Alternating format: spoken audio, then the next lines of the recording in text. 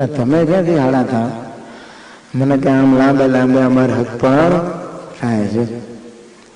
ઈ ના એ કહેશું તો એમના ભિખારી થઈ ગયા હોત. કોઈ એમ કે હું તમારો હાડો થાઉં છું, હાલો મારે ઘરે આવો ને ખાઈ પીને જલસા કરો, લ્યો અમારી ગાડી વાપરજો, તમે કોઈ દી પગે હાલ્યા નથી, ઝૂંપડામાં રહ્યા નથી, મારા બંગલામાં રહેજો એમ કોઈ કે. પણ ઈ જેથી ચીફ મિનિસ્ટર હતા તેથી ની વાત આ કરું છું. તેથી એક ભાઈ વાત કરતા હતા, જો તો એની ઓળખાણ કાઢવામાં, એના સગા થવામાં એને કેટલું ગૌરવ હોય છે. તો આ તો અનંત કોટી બ્રહ્માંડના નાથ, રાજા ધીરાજ, ઇન્દ્ર, સૂર્ય, ચંદ્ર, વાયુ, વરુણ, અગ્નિ, બ્રહ્મા, વિષ્ણુ, મહેશ, જેની આજ્ઞામાં રહીને બ્રહ્માંડોના સંચાલન કરે છે એવા અક્ષરાધિપતિ, અનંત કોટી અક્ષર મુક્તો સદાકાળ હાથ જોડી અને ભગવાનના મુખાર વિંદહાનું અનિમેષ દ્રષ્ટિથી જોઈને રાત્રિ દિવસ જેની સ્તુતિ કર્યા કરે છે એવા અક્ષરધામ રૂપી તખતમાં સદાકાળ બિરાજમાન ભગવાન સ્વામિનારાયણની કંઠી ઈ પહેરવી કેટલું મોટું ગૌરવ કહેવાય. આ તો માણસ છે ને ગૌરવ વગર દુબળો રહી જાય છે. સારી કંપનીમાં સર્વિસ મળી જાય તો એના બેજ લગાડીને ફરતા હોય, જો નથી લગાડતા. ઘણાને શર્ટ ઉપર સ્ટીકર હોય, યુનિફોર્મ હોય કંપનીનો, કે પછી બિલ્લા લગાડતા હોય, કે આઈ કાર્ડ લઈને ફરે કે હું ટાટા બિલ્લા જો સર્વિસ કરું છું, તરત દેખાય. મૂળ તો નોકેડો 2 પૈસા ને બીજું શું ભાઈ, નોકર જ કહેવાય ને એમાં સર્વિસ છે. તો કે ટાટા બિલ્લામાં મારા સર્વિસ છે, લાર્સન એન્ડ ટોબ્રોમાં હું સર્વિસ કરું છું. એમાં વળી મલ્ટીનેશનલ કંપની હોય ફોરેનની, એમાં સર્વિસ મળી જાય તો ગાંડો થઈ જાય. એમાં જો મેનેજરની પોસ્ટ ઉપર મૂક્યો હોય તો ચસકી જાય. મૂળ તો એ કંપનીનું નોકર જ કહેવાય ને, તો એમાં કેટલું એને ગૌરવ છે કે હું ફલાણી કંપનીમાં સર્વિસ કરું છું. કલેક્ટર હોય તો ભલે, મૂળ તો એ ગવર્મેન્ટનો કર્મચારી જ કહેવાય ને. સસ્પેન્ડ કરી દે તો બીજે દાડે હતો એવો ન થઈ જાય. એના કરતા તો તમે રૂપિયાના માલિક છો, શેઠ, એ સ્વતંત્રતા જ તમારી. જો પણ કલેક્ટરની પદવી મળે તો એને એમ થાય કે હું બહુ મોટો માણસ છું, પણ એ તો હોદ્દાની રહ્યો. જ્યાં સુધી હોદ્દા ઉપરથી ઉતરી જાય પછી 2 પૈસાની કિંમત થઈ જાય એની. જો તો એમાં આપણને એટલું ગૌરવ હોય તો પછી ભગવાન સ્વામિનારાયણના થવામાં આપણને ગૌરવ નહીં?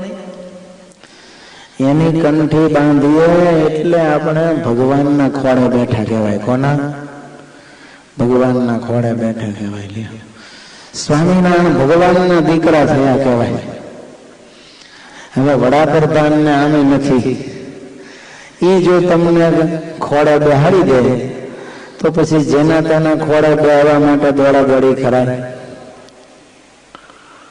પછી જય લલિતા એમ કે ચાલો મારે ખોળે બેહાડવો છે, તો આના ખોળામાંથી ઉઠીને ત્યાં બેસી જવાય? ભાઈ બે ન બેસાય, અને બેસે તો એની મૂર્ખો કહેવાય. ગયો વડાપ્રધાનના ખોળે બેઠા પછી બીજાના ખોળે બેહવાની જરૂર ખરી ભાઈ? નથી જરૂર. જો એમ પછી લાલુ પ્રસાદ યાદવ કે ચાલો બિહારમાં આવી જાઓ, મારા અને રબડી દેવીને ખોળે બેસી જાઓ. બેસાય ત્યાં? ન બેસાય. કારણ કે ઊંચામાં ઊંચી પોસ્ટ આપણને ભારત ખંડમાં વડાપ્રધાનની છે, એના ખોળે બેસવા મળ્યું પછી બીજાના ખોળે બેસવાની ઈચ્છા કરાય નહીં. એમ આપણને સર્વોપરી એવા ભગવાન સ્વામિનારાયણ અનેક 33 કરોડ દેવી દેવતાઓના અધિપતિ, એ તો બધા ભગવાનના રાખેલા ચાકર છે. એની આજ્ઞામાં રહીને આ બધા નોકરી ધંધા કરે છે, ભગવાને આપેલા અધિકાર ભોગવે છે. કલેક્ટરનો રૂઆબ કઈ ઓછો હોય, પણ મૂળ તો એને હોમ મિનિસ્ટરે આપેલી સત્તા બીજું કઈ કયો છે. પણ જિલ્લામાં એ રાજા તરીકે પૂજાય લે.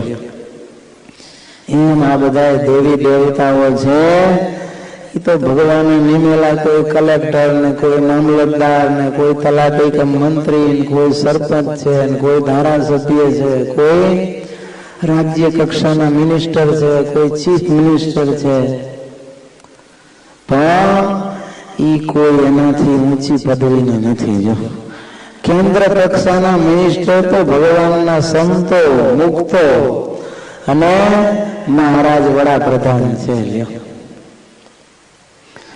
તો પછી આ ભગવાન અને આ સંતોનો આશ્રય મૂકીને બીજી કોઈ પણ દેવી દેવતાઓની પાસે દોટું કાઢે છે કે બીજા ભુવા પીર ફકીર ડાકલાની પાછળ દોટું દે છે ને એ બધા મારી દ્રષ્ટિએ તો મૂર્ખા જ છે. આવા ભગવાનનો આશરો એની કંઠી મળ્યા પછી બીજે ક્યાં દોડવાના? આવા સાચા સદાચાર્ય અને સાચા ધ્યાની સ્વામી જેવા સદગુરુ મળ્યા પછી બીજે ક્યાં દોટો દેવાની ગયો? માટે હવે જો આ ભગવાન, આ આચાર્ય અને આ સંતોને મૂકીને બીજે માથા મારે છે તો એના જેવા મૂર્ખ બીજા કોઈ કહેવાય નહીં. આપણને જે જોશે એ બધું અહીંથી પ્રાપ્ત થવાનું છે. હા, આપણને થયેલી પ્રાપ્તિ ઓછી હોય તો આપણે બીજે માથા મારવા જોઈએ, પણ આપણે જે પ્રાપ્તિ થઈ છે એ સર્વોપરી છે પ્રાપ્તિ. નિષ્કુળાનંદ સ્વામી કે એવી બ્રહ્માંડમાં કોઈને નથી. જો મહીસાગર નદીમાં મહારાજ સ્નાન કરવા પધાર્યા, સુરત બાજુથી આવતા હતા, બપોરના 2 વાગવા આવેલા તો ભગવાન નાયા કરે છે. મુક્તાનંદ સ્વામી કે મહારાજ હવે સ્નાન વિધિ પૂર્ણ. જુઓ મહારાજ શું કહે છે, સ્વામી અમારે જમવું નથી, અમારે એક વાર્તા કરવી છે કે અનંત કોટી બ્રહ્માંડના અધિપતિ જે ઉત્પત્તિ સ્થિતિ અને પ્રલયના કરતા છે એવા જે ભગવાન પુરુષોત્તમ નારાયણ, એનો સંબંધ કેવળ એક અક્ષરધામના મુક્તોને છે.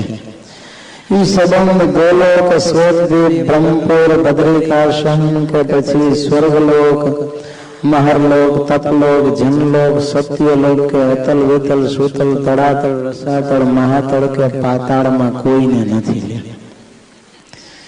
એ પુરુષોત્તમ નારાયણના સુખે સુખિયા કેવળ એક અક્ષરધામના મુક્તો છે.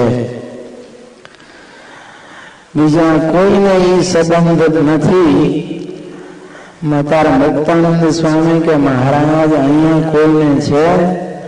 ત્યારે મહારાજ કહે છે, હા સ્વામી, આ પૃથ્વી ઉપર તમારા જેવા સંતો અને હરિભક્તોને એ પુરુષોત્તમ નારાયણનો સંબંધ છે અને બીજો અક્ષરધામના મુક્તોને આ સંબંધ છે. જો માટે આ પ્રાપ્તિ કેવળ આપણને અને અક્ષરધામના મુક્તોને બેને થઈ છે ભગવાન સ્વામિનારાયણના કેવડાવાની. જો તો આપણે એ ભગવાન સ્વામિનારાયણના થયા એનું ગૌરવ હોવું જોઈએ અને એ ગૌરવ ક્યારેય અંતરમાંથી ઓછું ન થવા દેવું. કે કંઠી પહેરવી એ ગૌરવ છે. કંઠી પહેરવી એ માઈકાંગલાપણું નથી, નિર્માલ્યપણું નથી, પણ સર્વોપરી ભગવાન સ્વામિનારાયણની શરણાગતિ છે. હું આજથી ભગવાનનો થયો. કંઠી પહેરીએ એટલે ભગવાનના થવાનું ગૌરવ મળે. તો અયમ મદીય કહેતા આ મારા છે એમ ભગવાન આપણને કે એનાથી મોટું ગૌરવ બીજું કયું હોય? કયો કોઈ મોટા પુરુષ સાથે આપણે ઓળખાણ થાય અને કોઈ એમ કે આ અમારા રિલેટિવ છે તો સભામાં કેવા કોલર ઊંચા કરે કે કલેક્ટર આપણને ઓળખે છે હો. અને જ્યાં જાય ત્યાં એ વાત કરે જ. પાછા લગ્નમાં ગયા હોય તો ભલે અને મરણમાં ગયા હોય તો ભલે, સ્મશાનમાં બેઠા હોય તો એ જ વાર્તા અને લગ્નના મંડપમાં બેઠા હોય તો એ વાર્તા ફલાણા ભાઈ આરે મારે સીધો સંબંધો. તો આ ભગવાન સાથે હોટલાઈન કોન્ટેક્ટ થાય, ભગવાનના કહેવાય એનું આપણને ગૌરવ ન હોય? કૂતરા હોય ને કૂતરા, એને ગળામાં પેલો પટ્ટો નાખેલો હોય તો લોકો એમ કે આ પાલતુ કૂતરો લાગે. જો એને અડાય નહીં, એના માલિક આટલામાં ક્યાંક હશે. એમ આપણે ગળામાં કંઠી નાખીએ ત્યારે જમના દૂતોને એમ થાય કે આ સ્વામિનારાયણ ભગવાનનો છે, આને આંગળી ચીંધાય નહીં. જો બાજુમાં ફરકે નહીં જેના ગળામાં કંઠી હોય ને, અને ગળામાં કંઠી ન હોય તો જીવને જાલી બાંધી અને જમપુરી ભેગો કરી દેજો. ઝીંઝાવદરમાં એક ઘનશ્યામદાસ પટેલ હતા, બહુ સારા સત્સંગી. એક વખત ખેતરમાં કામ કરવા ગયા છે, તો કાંઈક જુવારનો ભર ભરતા હતા, એમાં કંઠી તૂટી ગઈ. સાંજ સુધીનું કામ હતું ખેતરમાં, એટલે એને એમ કે હવે સાંજે જઈને કંઠી પહેરશું, શું ઉતાવળ છે. એટલે કંઠી વગરના એમને એમ ખેતરમાં હતા ને બે જમના દૂતો આવ્યા અને પકડીને ધોકાવાળી કરવા માંડ્યા. ઘનશ્યામદાસ કે એલા હું સ્વામિનારાયણ નો સત્સંગી છું ને તમે કેમ મારો? તાર કે ક્યાં લાયસન્સ તો છે નહીં, ગળામાં કંઠી તો દેખાતી નથી, માટે આજ તો તારા ભૂકા કાઢી નાખવાના છે. તે જમના દૂતોના હાથમાંથી છૂટીને જે પટ્ટી કાઢી સીધા ઘરે પહોંચી ગયા ને જઈને તરત કંઠી પહેરી લીધી. છે આ બની ગયેલી સત્ય ઘટનાઓ છે, ઉપજાવી કાઢેલી વાત નથી. જુઓ, ઝીંઝાવદરના ઘનશ્યામદાસ પટેલ અક્ષરાનંદ સ્વામીએ વાતોમાં નોંધ્યું છે. બીજા એક ઉમરેઠના બ્રાહ્મણ હતા. ઉમરેઠમાં તો સત્સંગ બહુ સારો ગોપાળાનંદ સ્વામીએ કરાવેલો પાછળથી. બધા નિયમવાળા ને ટેકવાળા સત્સંગીઓ, પણ આ ભણી ગણીને મોટા અમલદાર થયા સયાજીરાવના. વડોદરામાં એને સર્વિસ મળી એટલે પત્ની સાથે વડોદરા રહેવા માટે ગયા. પણ ત્યાં તો હવે રાજા માણસના આ બધા અમલદારો હોય એટલે બધા હજારો લોકો એના સંપર્કમાં આવે. એટલે પેલા બાવા અને સાધુઓ અને અડબંગી ને બધા કંઈક, અને બીજા દીવાન જેવા કેટલા એના કોન્ટેક્ટમાં આવ્યા હશે. એટલે પેલા કહે છે યાર તું આવો નવો દેશી રહ્યો, એ કે આટલો મોટો અમરદાન થઈને ગળામાં કંઠું ઘાલીને તિલક ચાંદલો કરીને ફરે, તને શરમ નથી આવતી? આ તો બધા બાહ્ય ચિહ્નો છે, આવું કાંઈ રાખવાનું ન હોય. આ બધું બહારનું ખાવું પીવું નહીં, આ નિયમ ધર્મ આપણને ન હોય. આ તો બધા કેવા ઓર્થોડોક્સ પીપલ હોય એના માટે આ નિયમો છે. આપણે આવા નિયમો ન પાડવાના હોય. આપણે તો સ્વતંત્ર પક્ષી થઈ અને આકાશમાં મુક્ત ગગન વિહાર કરવાનો. એ કે આ નિયમ ધર્મ બધા એ તો ડોબાને હોય ગળામાં હાકડ. આપણે આવા બંધન ન હોય, હાથીને પગે બાંધવો પડે. માણસને બંધન હોય, છોડ આ બધા ફંદા કાઢી નાખ. અફસરને એમ થયું વાત સાચી છે. એ કે આપણે માણસને આ બધી પડોજણ આપણે જોઈએ નહીં. એટલે એને તો કંઠી કાઢી નાખી, તિલક ચાંદલા ભૂઈ નાખ્યા, પૂજા પાઠ બંધ કરી દીધું. અને ઉપરથી એના ઘરવાળાને કહે છે કે તું આવી દેશી ને દેશી રહી ભક્તાણી, મારે ક્યાંક પાર્ટીમાં જવું હોય ને તું આ બધું કરે એ પોસાય નહીં, કંઠી તું કાઢ નાખ. સોનાની કંઠી પહેર, આમાં શું પહેરવાનું? પહેરવું હોય તો તારે દોરો લાવી દઉં, હાર લાવી દઉં, મગમાળા, મોહનમાળા, તું કે લાવી દઉં, પણ આ સ્વામિનારાયણની માળા કાઢી નાખ. પણ એના ઘરવાળા તો એવા પાકા ચુસ્ત સત્સંગી, એ કહે છે તમારે પહેરવી હોય પહેરો, કાઢવી હોય કાઢી નાખો, મને કાઢી મૂકો પણ હું કંઠી નહીં કાઢું. ન કાઢી એને કંઠી. કે હું તો નિયમ પાને, હું તો કહું છું કે તમારે જો જમપુરીમાં ન જવું હોય કંઠી પહેરી રાખો ને આ પૂજા પાઠ કરો. સ્વામિનારાયણની દયાથી તો તમે આ સયાજીરાવના અમલદાર થયા છો ને એની કંઠી કાઢીને ક્યાં જાશો? છતાં આ તો માન્યો નહીં. જુવાનીમાં છે ને અધિકાર મળી જાય એટલે આ જીવમાં અભિમાન બહુ વ્યાપી જાય, પછી એને ભગવાનનો ભાર રહેતો નથી. ભગવાનનું પછી જે અનુગ્રહ કૃપા એના ઉપર ઉતરી હોય મોટા સંતોની, એ બધું જીવ ભૂલી જાય છે અને એમને એમ થઈ જાય છે કે હું કાંઈક છું. તો અમલદારને સમજાયો, ન માન્યો. એને ઘરવાળીને કંઠી કાઢવા ફોર્સ કર્યો, પણ એ બાઈ તો કે બ્રાહ્મણી કહે છે હું નથી કાઢવાની, તમારે થાય કરી લ્યો જાઓ. બાઈ તો દ્રઢ ભક્તિમતી હતી. પરિસ્થિતિ એ થઈ, એક વખત આ બીમાર પડેલો, બહુ બીમાર થયો એટલે ઘરમાં સૂતો હશે ને ઘરવાળા કંઈક શાકભાજી ને એવું બધું લેવા બહાર ગયા હશે ને એમાં 2 જમના દૂતો આવ્યા. આવી અને શરીરની અંદર ઘૂસી ગયા ને એવો મારવા માંડ્યા. ઓય માડી, ઓય બાપલિયા કરે, ઉરડીને પડે હો પલંગમાં, પણ કોણ છોડાવે? બચાવો બચાવો કરે પણ કોઈ બચાવવા આવતું નથી. એ કહે છે પાપી, તે સ્વામિનારાયણની કંઠી કાઢી નાખી, હવે તો તને આ દેહમાંથી કાઢીને જમપુરીમાં એવા કષ્ટ આપશું કે તું કોઈ દી ભૂલે નહીં. પછી એવો મારે છે. ત્યાં એના ઘરવાળા હતા, એ શાકભાજી લઈને આવ્યા. જેવો દરવાજો ખોલીને અંદર આવ્યા એટલે જમના દૂતો ઘરમાંથી બહાર ભાગી ગયા. ઓલાને મારતા હતા ને છોડીને. પેલો વિચારમાં પડી ગયો, એ કે આ જમના દૂતો મને છોડતા નહોતા ને ભાગ્યા કેમ? જોયું ત્યાં તો એના ઘરવાળા અંદર આવ્યા, એનાથી ડરીને ભાગી ગયા. પેલી બાઈ કહે છે શું થયું, કેમ બરાબર? અરે 2 જમના દૂતો મને મારતા હતા.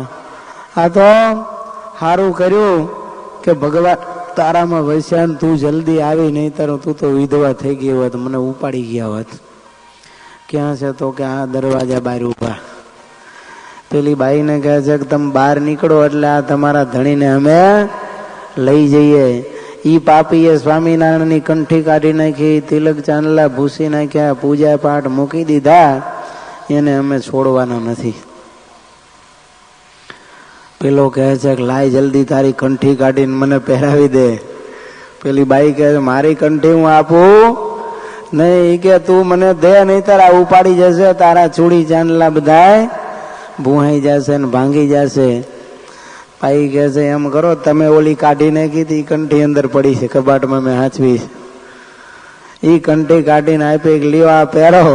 હું તો તમને ઘણું કહેતી હતી, તમે માનતા નહોતા. તરત કંઠી પહેરી લીધી. જેવી કંઠી પહેરી એટલે જમના દૂતો કહે છે કે તે સ્વામિનારાયણનો આશ્રય કર્યો માટે હવે અમે તને છોડીને જઈએ છીએ, પણ ભૂલથી જો હવે કંઠી કાઢી તો બીજી વખતે મૂકશું નહીં.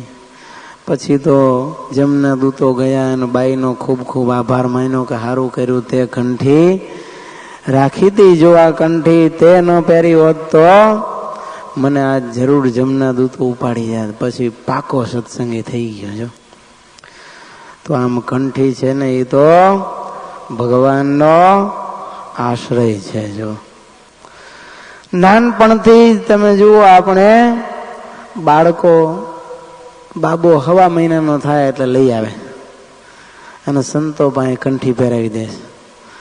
બાળકને કઈ ખબર પડે નથી? ખબર પડતી. તોય આપણે એમ માનીએ છીએ કે અમારું બાળક છે એ આશરા વગરનું હોવું ન જોઈએ. જો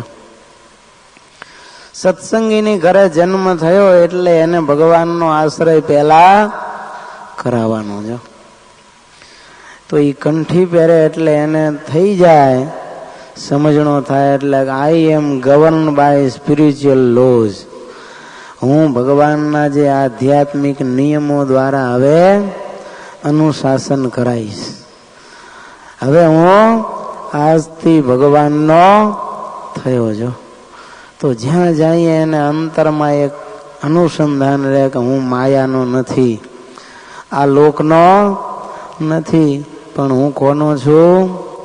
સ્વામિનારાયણ ભગવાનનો છું. જો સતત એવું અનુસંધાન રહેવું જોઈએ.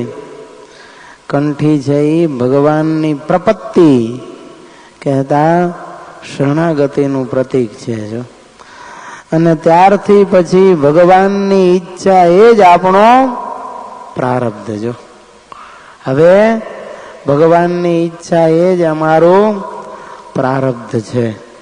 પછી બીજા કોઈ અમારા પ્રારબ્ધમાં ચેડા કરી શકે નહીં. જેમ સ્ત્રી છે એ પરણીને સાસરે જાય પછી એનું પ્રારબ્ધ શું? એના પતિનું પ્રારબ્ધ એનું પ્રારબ્ધ. એમ આ જીવ જ્યારે ભગવાનને શરણે થાય પછી ભગવાનની ઈચ્છા એ જ એનું પ્રારબ્ધ થઈ જાય. સાન ફ્રાન્સિસ્કોમાં ગોલ્ડન ગેટ બ્રિજ છે. એ જ્યારે બનતો હતો ત્યારે એના ઉપરથી મજૂરો છે ને હાઈટ હોબિયા એક્રોફોબિયા એનાથી ગભરાઈને નદીમાં પડી જતા હતા. પછી શું કર્યું? એને ફરતી બનતો હતો એટલે સાઈડમાં નેટ બાંધી દીધી. એટલે એ નેટની રક્ષા થઈ ગઈ એટલે કોઈ પછી પડતા નહોતા. નહીતર બ્રિજ બનતો તો એ જોઈને જ પડી જાય હેઠા અને મરી જાય. એમ સ્વામિનારાયણ ભગવાન છે એ આ માયામાં છે. આ સ્વામિનારાયણ નામરૂપી નેટ આપણને ભગવાને આપી. જો તે કાળ કર્મનો ભય છે એ આપણને ચાલ્યો જાય ને આપણે નિર્ભય થઈ જઈએ અને શાંતિ થઈ જાય. જો એટલે તમે જો જે અનાથ હોય એને કેટલી લાચારી છે. કયો નબા ઓલા મા બાપ વગરના હોય અનાથ આશ્રમમાં બિચારા કેવા કાકલુદી કરતા હોય છે, કરગરતા હોય છે કે અમારે કોઈ આધાર નથી. જ્યારે આપણે આ કંઠી પહેરીએ એટલે અનાથપણાનું મેણું ઉતર્યું સદા થયા સનાથ. શું કહે છે? અનાથપણાનું મેણું ઉતર્યું સદા થયા સનાથ. હવે આપણે તો સ્વામી કહે છે ને ધણી મેં તો ધાર્યા રે એક ગિરધારી. આ પુરુષોત્તમ નારાયણ ઈ મારા હવે ધણી થઈ ગયા. એટલે ડર ન રહ્યો રે બીજા દેવનો ગ્રહ્યો હરિયે હાથ ભાગ જાગ્યા આજે જાણવા. નિષ્કુળાનંદ સ્વામીએ પુરુષોત્તમ પ્રકાશમાં છેલ્લે વધામણાનું પદ લખ્યું. એમાં સ્વામી કહે છે કે ડર ન રહ્યો રે બીજા દેવનો, હવે બીજા કોઈનો મને ડર રહ્યો નહીં. કારણ મારો હાથ કોણે ચાલ્યો છે? હરિએ. ભગવાને મારો હાથ ચાલ્યો છે એટલે મારા ઉપર કાળ કર્મ માયા યમદૂત ઇન્દ્રિયો અંતઃકરણ કે દેવી દેવતાઓ કે ઈશ્વર કોઈનો ભાર નથી. હવે મને કોઈનો ડર નથી. કારણ રાજાનો કુંવર હોય ને, રાજાનો કુંવર એને સજા કરવી હોય તો કોણ કરી શકે? કયો એને થપ્પડ મારવી હોય તો કોણ મારે? રાજા સિવાય બીજા કોઈ એને અડી શકે નહીં. એમ આપણે જો ભગવાનના થઈએ તો પછી ભગવાન સિવાય આપણને બીજા કોઈ દુઃખ દેવા સમર્થ થાય નહીં. તો આપણે ભગવાનની શરણાગતિ સ્વીકારી, કંઠી પહેરી, આશરો કર્યો એટલે આપણે કોના થયા? ભગવાન સ્વામિનારાયણના થયા. લ્યો એટલે સ્વામી કહે છે હવે મને બીજા કોઈનો ડર નથી. એનો મતલબ એમ નથી બેફામ થઈને ગાળો દેવી. હો શું કહ્યું? પણ આપણને કોઈનો ભય નહીં, કોઈની સાડાબારી નહીં, કોઈની લાચારી નહીં. આપણી રીતે આપણે આપણા રસ્તે ચાલતા હોય કોણ આપણને હળી કરવા આવે? ગયો એટલે સ્વામી કહે છે મને ભગવાનનો આશ્રય થયો ને હવે મારે કોઈનો ડર નયો નથી. આ ભાગ્ય જાગ્યા આજે જાણવા, આજ મારા ખરા ભાગ્ય ખુલ્યા. જો એટલે ઘણા ખબર છે આવે આમ દર્શન કરવા, પછી સત્સંગી હોય કે કંઠી પહેલા થાય કે આજ નહીં, મોટો દી આવે ને તેથી કંઠી પહેરી. શું કહે? કંઠી તો મારે પહેરવી છે પણ હમણાં નહીં. અરે હારામાં હારો દિવસ એ જ છે કે તને કંઠી પહેરવાનો વિચાર આવ્યો. આ 35, 40, 45 વર્ષ થઈ ગયા, હજી એમને એમ તો વિધવાની જેમ રખડતો હતો, અનાથની જેમ. નહીં કપાળમાં ટીલુક, નહીં ગળામાં કંઠી, એના બદલે આજ તને એમ થયું કે હું માણસ છું તો મારે આશ્રય કરવો જોઈએ, તો એનાથી મોટો દિવસ તારા જીવનનો કયો હોઈ શકે? 40 વર્ષ સુધી તને મનમાં સંકલ્પ ન થયો કે મારે ભગવાનનો આશ્રય કરવો છે, અને આજ થયો, એનાથી મોટો દિવસ બીજો કોઈ હોય? એટલે કહે છે તદેવ લગ્નમ સુદિનમ તદેવ, આજ સારું લગ્ન છે, આજ સારો દિવસ છે, આજ સારું મુહૂર્ત છે, ને આજ સારું ચોઘડિયું છે, ને આજ સારું સ્થાન છે કે અત્યારે તને ભગવાનની કંઠી બાંધવાનો વિચાર આવ્યો. એટલે સંકલ્પ થાય તરત કંઠી બાંધી લાવી, ધર્મના કામમાં ઢીલ નહીં. પૂજા ન કરતા હોય ને પૂજા લેવાની ઈચ્છા થાય તરત પૂજા લઈ લેવી, અને જો ન લીધી હોય તો પાછા 5 જણા કહેનારા મળે અહીંયાથી બહાર નીકળે એટલે હેલા ભલા માણા, આ તો તું ઘડીક ત્યાં ગયો એટલે અસર નીચે આવી ગયો તો, બાકી આપણે તો કઈ આ પૂજાના લફરા લગાડા થાય છે. એટલે ઓલા બૈરાના છોકરાના લફરા લગાડ્યા એની ચિંતા નહીં તમને કાંઈ, અને પૂજાનું લફરું લાગેલું એક પેટીમાં આવી જાય, બેગમાં જગ્યા રોકી રોકીને કેટલી રોકે કયો છે, અને બૈરા છોકરાને લફરા નહીં, એની બેગ તમારે ઉપાડવી પડે, છોકરાને કઈ બે તેણીને ગમે એવી ગીડધીમ ચડવું પડે, ટિકિટ કઢાવવા દોડા દોડી કરવી પડે, એની એક રિક્ષામાં ન હમાય તો ગાડી ભાડે કરવી પડે, કંઈક માથાકૂટ. ઈ લફરું નહીં, આપણે પૂજાનું લફરું લે. જ્યાં જાવ ત્યાં આનું વજન શું? કાંઈ વજન ખરું? તો આ જીવનો એવો સ્વભાવ છે, એ બહાર જઈને વાત કરે કે મારે પૂજા લેવાનો રહેવા દે, આપણી આ લાઈન નહીં. તો તારી કઈ લાઈન ભાઈ? એટલે જ્યારે આપણને શુભ સંકલ્પ ઉઠે એ જ સમયે સત્કાર્ય જે કાંઈ કરવું હોય ને એ કરી નાખવાનું. પાછળ લાંબો વિચાર રાખવો જ નહીં. સત્કાર્યમાં વ્યવહારિક કાર્ય વિચાર કરીને કરવો જોઈએ. એમાં આપણે કોઈ દીકરા દીકરીને હક પણ કરવા હોય, લગ્ન કરવું હોય તો 2-5 વડીલોને આગાવાને રાખીને પૂછી કરીને કરીએ તો વિઘ્નો આવે નહીં. પણ ભગવાન સંબંધી કાર્યમાં તો એક ક્ષણ વારનો વિલંબ કરવો નહીં. લ્યો, તરત જ સંકલ્પ ઉઠ્યો, તરત દાન ને મહાપુણ, એની જેમ મનમાં વિચાર આવ્યો નથી, કંઠી ધારણ કરી લીધી નથી. જો તો આપણે કંઠી પહેરી અને ભગવાનના શરણાગત સદા કાળ માટે રહેવું, પણ આજ પહેરીને પછી કાઢી નાખવી નહીં. જો ઘણાને આવું થાય, કંઠી પહેર્યા પછી ઘણાના ભેજા ફેરવી નાખે. સંતો મહા મહેનતે સત્સંગ કરાવીને કોકને કંઠી પહેરાવે ને પાછા કુસંગીનો યોગ થાય એટલે ઊંધું જતું ભરાવે. સૌરાષ્ટ્રમાં એક ગામમાં સંતો ગયા છે, સત્સંગ કરાવ્યો એટલે એક મુમુક્ષુ હશે એને કંઠી પહેરી લીધી. એ કે સ્વામી લાવો કંઠી પહેરાવો. કંઠી પહેરી અને પછી તો સ્વામી તો રાજી થયા. ખાસ ગામમાં એક તો સત્સંગી થયા કે આપણે ગામમાં આવવાનું ઠેકાણું થયું. ગામના ચોરે ઉતર્યા હતા, પણ બન્યું એવું કંઠી બાંધીને બીજે દી એની ભેંસ મરી ગઈ. એટલે ભેંસનો ખરખરો કરવા બધા માંડ્યા આવવા. એટલે જેટલા આવે એટલા શું કે ખબર, તમને સ્વામિનારાયણની કંઠી હદી નહીં. એ કે આમ જો તમે આ નવા ધર્મની કંઠી બાંધી તરત તમારી ભેંસ મરી ગઈ. માટે હજી અમે કહીએ છીએ કે ઓલા બાવા છે તો કે આ છે તો કે આ કંઠી એની કાઢીને પાછી આપી આવો, કહેજો કે તમારી કંઠી મને હદી નહીં. એટલે આ બિચારાને 4-5 જણાએ ટોર્ચરિંગ કર્યું એટલે એને એમ થયું વાત સાચી છે. આ કંઠી પહેરીને ભેંસ મરી. આવ્યા હાંજે આવીને સ્વામીને પગે લાગીને કે આ તમારી કંઠી કાઢી લ્યો. સ્વામી કે કાં ભગત શું તકલીફ થઈ? ત્યારે કે તમારી કંઠી મને સદી નહીં. સ્વામી વિચારમાં પડી ગયેલા, અત્યાર સુધી કોઈને ઝાડા પેશાબ કઈ થયા નથી કંઠી પહેર્યા પછી, આને કાં હદી નહીં? સ્વામી કે કેમ, શું તકલીફ થઈ? ત્યારે કે સ્વામી તમે કંઠી પહેરાવીને મારી ભેંસ મરી ગઈ. સ્વામી કહે છે ભગત વાત સાચી.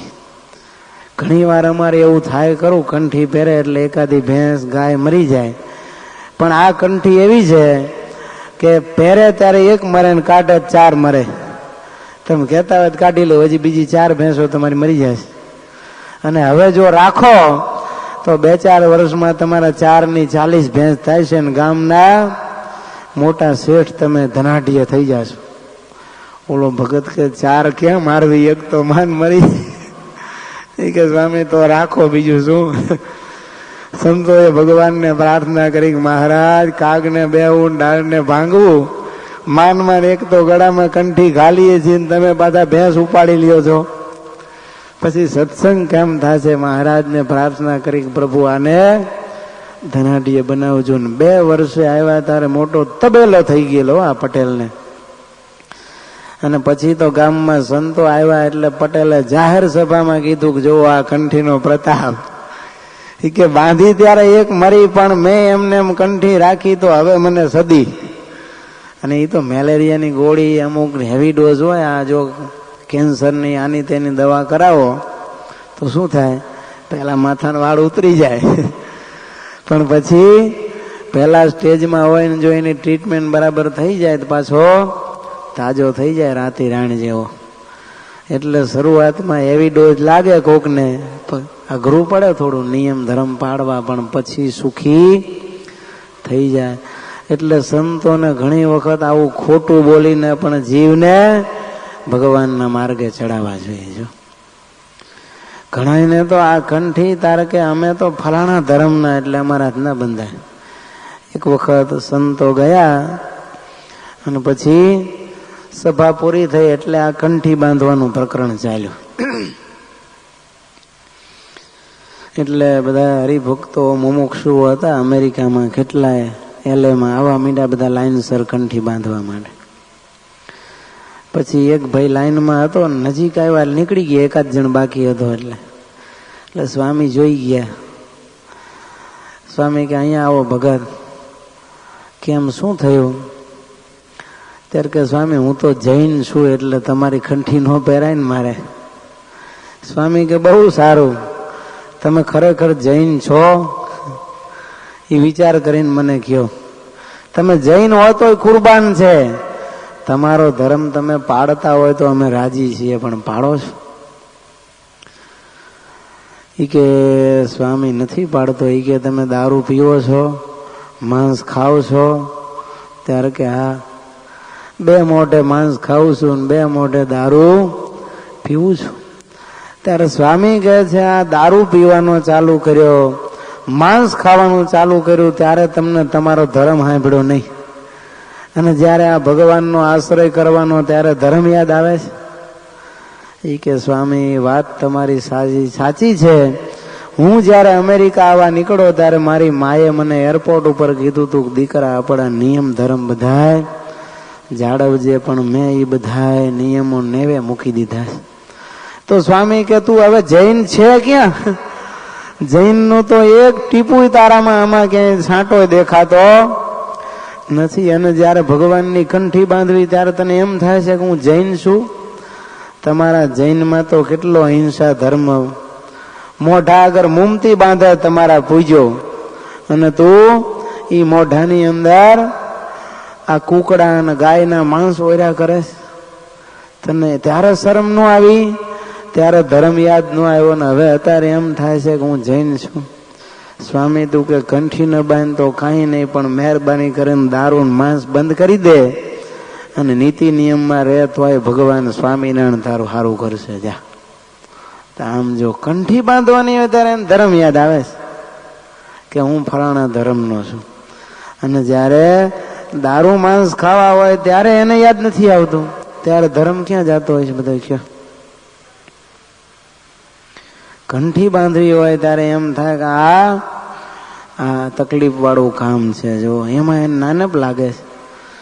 એટલે આપણે આવા સનાતન હિન્દુ ધર્મના આ સંસ્કૃતિના માણસ કહેવાઈએ, અને લારી ગલ્લા ઉપર કે હોટલોમાં જઈ આમલેટ ને ઈંડા ખાતા હોય ત્યારે આપણને એમ નથી થતું કે હું સજ્જનનો દીકરો છું, કે હું ફલાણા કુટુંબનો છું, મારું કુળ કયું, કુટુંબ કયું, એ વખતે આપણને કાંઈ લાજ શરમ નહીં.